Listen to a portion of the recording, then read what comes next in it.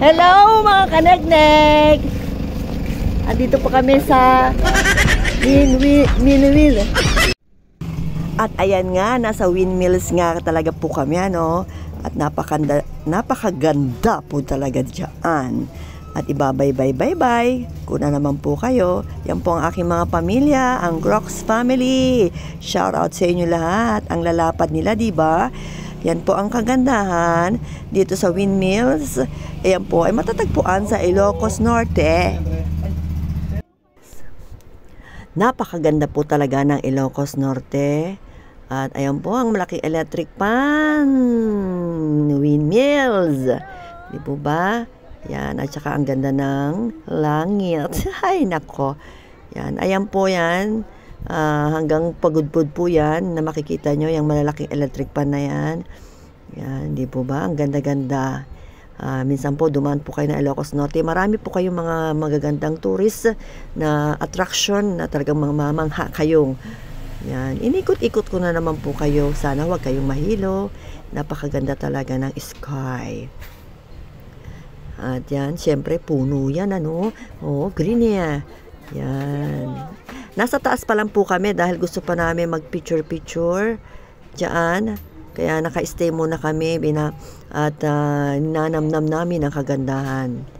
Yan po ang taas niya. Yan. Yan po yung mga bubong ng mga... Yan po ay may mga bilihan mga souvenir.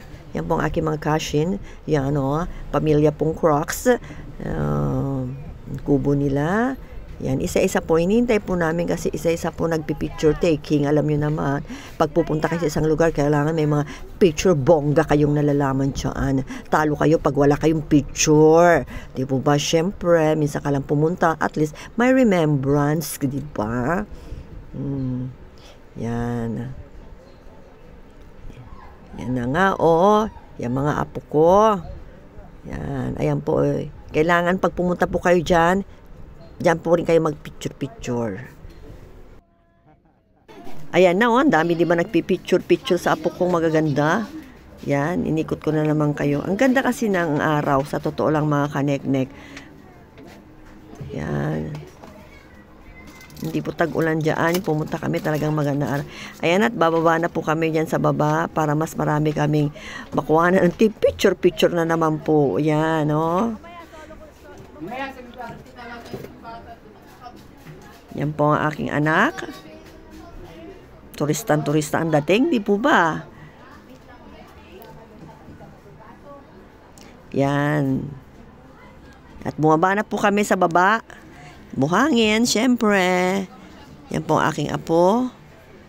Yan, yan. Ang ganda. Talaga nga yan. Na naman po electric pan. Yun. Yan po ay sunod-sunod papuntang Pagudpud po yan. Yan o, picture taking na naman po. Hindi po masaya dyan kapag walang picture-picture talaga. Picture pa more. Yun na naman ang araw. Talaga naman. Yan. Napakaganda. Lalo na yung araw niya, nagre-reflect yung dagat, ang kulay. Lalo na yung araw, di po ba? Blue-blue. Yan, init nga lang, mga kaneknek.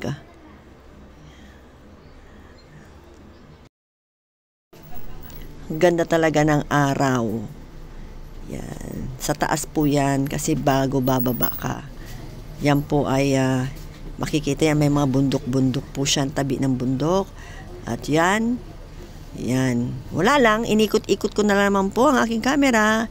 At balik dagat din po naman pala. Yun. Yan. Ang sarap mag-beach. Kaso po ay napakainit. Ewan ko ba bakit itong beach po nito ay walang nagbi-beach. Kung hindi ay nagpipicture taking lang. Yun na naman po, electric pan. Windmills, ang tawag po dyan. Yan po ay sa Ilocos Norte. Banggi, Ilocos Norte. Yan, o, di ba? Windmills na naman po. Electric pan na malaki. Yan po ang kagandahan dyan. Yan po. Picture.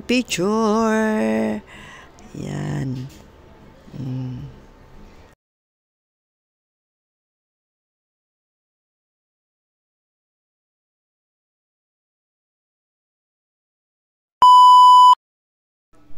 At ayan nga po, napatambay na po kami sa mga souvenirs na mga shop. At tinignan-tignan po namin kung ano po yung mga souvenir na mabibili. Yan po ay kahoy, gawa sa kahoy. Yan po ay windmill na kahoy. Windmills, yan, pinakamalaki. Hindi namin tinanong kung magkano dahil hindi naman po kami bibili. Bumili lang po kami. Ang mga t-shirt nila po ay mga 150, may 250. Depende po sa design at depende sa texture ng inyong t-shirt. Yan po siya. Maganda po talaga siya. Bumili lang po kami ng para sa apo ko. Ang mga sombrero nila may iba't klase. May mga naka-design na Ilocos Norte at saka windmills lang po yan. Yan. Yan po ang makikita sa mga souvenir shop. Bumili po kayo pag kayo pumunta sa Ilocos Norte Windmills para naman po may remembrance po. At para rin po sa mga kababayan natin na mga negosyo ng mga ganyan souvenir, para rin po na makatulong din sa kanila. Yan nga, di ba? Iba-ibang klase, iba-ibang kulay.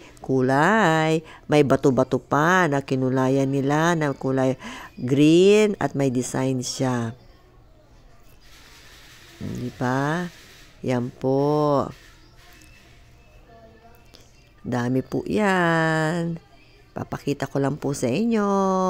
Marami po yan ng mga tindahan dyan sa may gilid-gilid. Kaya, eto naman po si Mama Tess Kamates. Lagi po tayong mag-iingat. Please subscribe to my YouTube channel. Babu-babu!